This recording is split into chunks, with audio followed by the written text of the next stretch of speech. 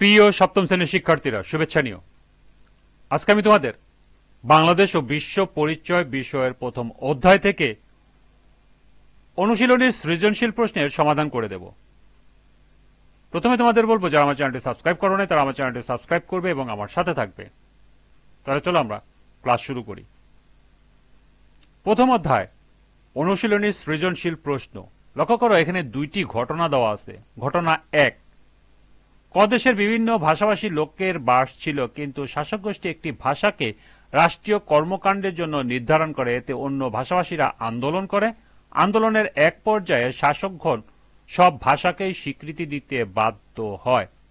ঘটনা দুই, একটি দেশে কোনো এক নির্বাচনে দেশের বিভিন্ন রাজনৈতিক দল অংশগ্রহণ করে। এর মধ্যে জাতীয় পরিষদ নির্বাচনে নির্ধারিত আসনে প্রায় ৯৯% আসন লাভ করে। অন্যদিকে প্রাদেশিক পরিষদ নির্বাচনে দলটি 12টি আসন বাদে সবকটি লাভ করে। তবে শাসক গোষ্ঠী ক্ষমতা হস্তান্তরে তালবাহানা করতে শুরু করলে দেশ উত্তাল হয়ে ওঠে। প্রথম প্রশ্ন, 1954 সালে যুক্তফ্রন্ট নির্বাচনে যুক্তফ্রন্ট কটি আসন লাভ করে? দ্বিতীয় প্রশ্ন, ভাষা আন্দোলন কিভাবে জাতীয় চেতনাকে জোরদার করে? তৃতীয় প্রশ্ন, ঘটনা এক, তদানীন্তন পূর্ব পাকিস্তানে ঘটনার কোন ঘটনার ইঙ্গিত বহন করে? ব্যাখ্যা করো। ঘটনা দুই, এর নির্বাচনের সাথে আমাদের স্বাধীনতা পূর্ব নির্বাচনের যে সাদৃশ্যপূর্ণ, সেটি আমাদেরকে স্বাধীনতার লক্ষ্যে এগিয়ে নিয়ে যায়, মূল্যায়ন করো। তো চলো এখন আমরা এই চারটি প্রশ্নের সমাধান দেখে নিই। প্রথম প্রশ্ন ছিল, 1954 সালের নির্বাচনে যুক্তফ্রন্ট কয়টি আসন লাভ করে? 1954 সালের নির্বাচনে যুক্তফ্রন্ট 309টি আসনের মধ্যে 223টি আসন লাভ করে। দ্বিতীয় প্রশ্ন ছিল, ভাষা আন্দোলন কিভাবে জাতীয় চেতনাকে জোরদার করে? ভাষা আন্দোলন জাতীয় চেতনাকে যেভাবে জোরদার করে তা হল, বাংলা ভাষাকে রাষ্ট্রীয় ভাষা করার দাবিতে আন্দোলনের মানুষকে নিজের ভাষা ও সংস্কারের গুরুত্ব বুঝতে শেখায়। ছাত্র, শিক্ষক ও সাধারণ জনগণ একসাথে আন্দোলনে অংশ নিয়ে জাতিগত ঐক্য গড়ে তোলে, যা জাতীয় চেতনাকে শক্তিশালী করে। ভাষা আন্দোলন মানুষের শাসক গোষ্ঠীর অন্যায়ের সিদ্ধান্তের বিরুদ্ধে রুখে দাঁড়ানোর সাহস দেয়। এই আন্দোলনের মধ্য দিয়ে বাঙালির স্বাধিকার ও স্বাধীনতার আকাঙ্ক্ষা জাগ্রত হয়, যা পরবর্তীতে মুক্তিযুদ্ধে রূপ নেয়। বাংলা ভাষার জন্য আত্মত্যাগ বাঙালি স্বাতন্ত্র জাতিসত্তা ও জাতীয় পরিচয়কে দৃঢ় করে। তৃতীয় প্রশ্ন ছিল, ঘটনা এক, তদানীন্তন পূর্ব পাকিস্তানের কোন ঘটনার ইঙ্গিত বহন করে? ব্যাখ্যা করো। ঘটনা এক, তদানীন্তন পূর্ব পাকিস্তানের 1952 সালের ভাষা আন্দোলনের ইঙ্গিত বহন করে।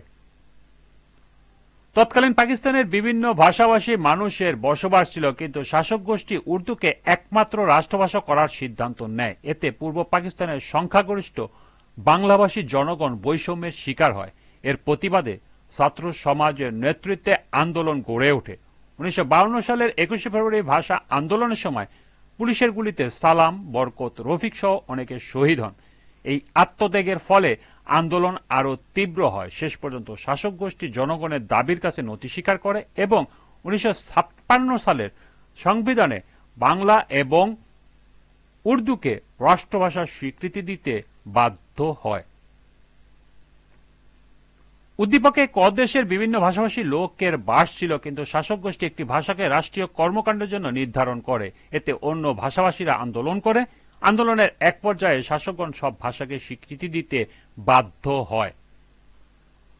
সুতরাং বলা যায়, ঘটনা এক পূর্ব পাকিস্তানের ঐতিহাসিক ভাষা আন্দোলনের ঘটনাকে নির্দেশ করে, যা বাঙালি চেতনা ও অধিকার আন্দোলনের ভিত্তি গড়ে তোলে। সর্বশেষ প্রশ্ন ছিল, ঘটনা দুইয়ের নির্বাচনের সাথে আমাদের স্বাধীনতা পূর্ব যে নির্বাচনের সাদৃশ্যপূর্ণ, সেটি আমাদেরকে স্বাধীনতার লক্ষ্যে এগিয়ে নিয়ে যায়, মূল্যায়ন করো। ঘটনা দুইয়ের নির্বাচনটি আমাদের স্বাধীনতা পূর্ব 1970 সালের সাধারণ নির্বাচনের সঙ্গে সম্পূর্ণ সাদৃশ্যপূর্ণ।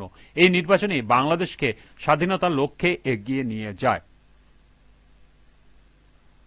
1970 সালের নির্বাচনে পূর্ব পাকিস্তানের আওয়ামী লীগ জাতীয় পরিষদের 169 মধ্যে 167 আসন লাভ করে, যা প্রায় 99%। একই সঙ্গে প্রাদেশিক পরিষদের নির্বাচনে আওয়ামী লীগ 12টি আসন ছাড়া সবকটি আসন লাভ করে। ফলে জনগণের নিরঙ্কুশ সমর্থন স্পষ্টভাবে প্রকাশ পায়, কিন্তু তৎকালীন পাকিস্তানি শাসক গোষ্ঠী নির্বাচনের ফলাফল মেনে নিয়ে আওয়ামী লীগের কাছে ক্ষমতা হস্তান্তরে টালবাহানা শুরু করে। এতে পূর্ব পাকিস্তানে ব্যাপক ক্ষোভ ও আন্দোলন সৃষ্টি হয়। অসহযোগ আন্দোলনের মাধ্যমে বাঙালি জাতি ঐক্যবদ্ধ হয়ে ওঠে। উদ্দীপকে একটি দেশে কোনো এক নির্বাচনে দেশের বিভিন্ন রাজনৈতিক দল অংশগ্রহণ করে। এর মধ্যে ক দলটি জাতীয় পরিষদ নির্বাচনের নির্ধারিত আসনের ৯৯% আসন লাভ করে। অন্যদিকে প্রাদেশিক পরিষদ নির্বাচনেও ক দলটি ১২টি আসন বাদে সবকটি লাভ করে। তবে শাসক গোষ্ঠী ক্ষমতা হস্তান্তরের টালবাহানা শুরু করলে দেশ উত্তাল হয়ে ওঠে। সুতরাং বলা যায় ঘটনা ২ এর নির্বাচনটি ১৯৭০ সালের সাধারণ নির্বাচনের সঙ্গে সাদৃশ্যপূর্ণ এবং এই নির্বাচনই বাঙালিকে স্বাধীনতার চূড়ান্ত সংগ্রামের দিকে অগ্রসর করে। এই ছিল সৃজনশীলের ৪টি প্রশ্নের সমাধান। আজকের ক্লাসটি এ পর্যন্তই। পরবর্তী ক্লাসে সংক্ষিপ্ত উত্তর প্রশ্নের সমাধান করে দেব। সবাইকে আবারও বলছি, যারা আমার চ্যানেলটি সাবস্ক্রাইব করে নাই তারা আমার চ্যানেলটি সাবস্ক্রাইব করবে এবং আমার সাথে থাকবে। সবাইকে পরবর্তী ক্লাস দেখার আমন্ত্রণ জানিয়ে আজকের মতো আমি এখানেই বিদায় নিচ্ছি। আল্লাহ হাফেজ।